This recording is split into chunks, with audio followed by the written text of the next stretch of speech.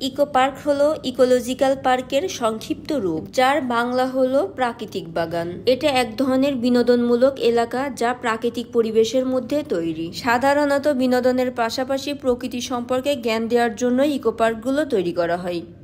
আসসালামু আলাইকুম, কি অবস্থা সবার? সবাই কেমন আছেন? আশা করি সবাই অনেক ভালো আছেন।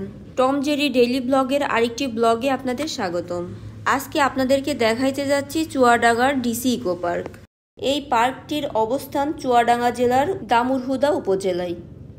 এই পার্কটিতে যাইতে আপনাদের প্রথমেই চোখে পড়বে সারি সারি তাল গাছের মাঝখান দিয়ে সুন্দর একটি রাস্তা, যা আপনাদের নওগাঁর ঘুঘুডাঙ্গার কথা মনে করিয়ে দেবে। এই ইকো পার্কের প্রবেশ মূল্য 20 টাকা। তো চলুন ইকো পার্কের ভিতরে ঢুকে দেখে আসি কি কি আছে, আর জেনে আসি ইকো পার্ক সম্পর্কে সংক্ষিপ্ত কিছু তথ্য।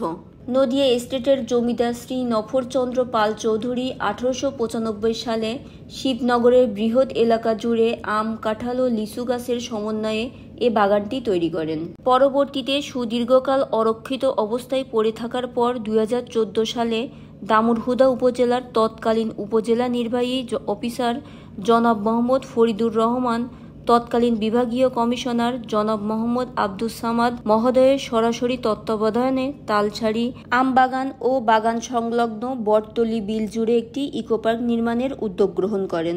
বাগান ও লেক মিলে প্রায় 128 একর জায়গা জুড়ে ইকোপার্কটি প্রতিষ্ঠা করা হয়। পরবর্তীতে বিভিন্ন সময়ে এ জেলার কর্মরত জেলা প্রশাসকগণ ইকো পার্কটির উন্নয়নে বিভিন্ন কার্যক্রম গ্রহণ করেন। পার্কটির পুরো এলাকা জুড়ে ডিজিটাল সার্ভে সম্পূর্ণ করা হয়েছে এবং মহাপরিকল্পনা বাস্তবায়নে পর্যায়ক্রমিকভাবে কাজ করা হয়েছে। পার্কটিতে রয়েছে অনেক বড় বড় পুরাতন গাছ। দেখে ভাবছিলাম এগুলো হয়তো শ্রী নফরচন্দ্র পাল চৌধুরীর নিজের হাতে লাগানো গাছ। গাছপালার পাশাপাশি পার্কটির মধ্যে বেশ কয়েক ধরনের রাইডও আছে। হাঁসের এই রাইডটা বিশেষভাবে আমাকে আকর্ষণ করছে। আমি নর্মালি রাইডে উঠতে ভয় পাই, কিন্তু এই হাঁসের রাইডটা দেখে আমার খুব উঠতে ইচ্ছা করছিল। কিন্তু আমি একটু দুপুরের দিকেই গেছিলাম, তাই সব রাইডগুলাই বন্ধ ছিল।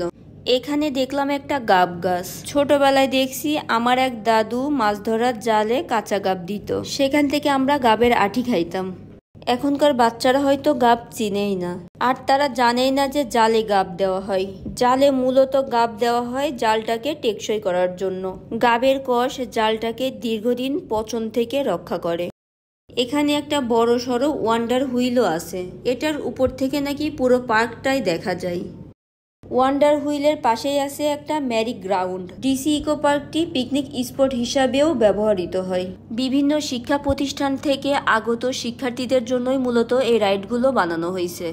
এই ইকো পার্কটিতে ঘুরে যা দেখলাম, এখানে যথেষ্ট জায়গা থাকা সত্ত্বেও পর্যাপ্ত কোনো পশু পাখি নাই। যেহেতু ইকো পার্ক প্রকৃতি সম্পর্কে জ্ঞান দেয়, তাই শিক্ষার্থীদের কথা মাথায় রেখে চুয়াডাঙ্গা জেলা প্রশাসনের উচিত হবে কিছু পশু পাখির ব্যবস্থা করা। ভিডিও সম্পর্কে কোনো মতামত থাকলে কমেন্টে জানাইতে পারেন। সবাই ভালো থাকবেন। আল্লাহ হাফেজ।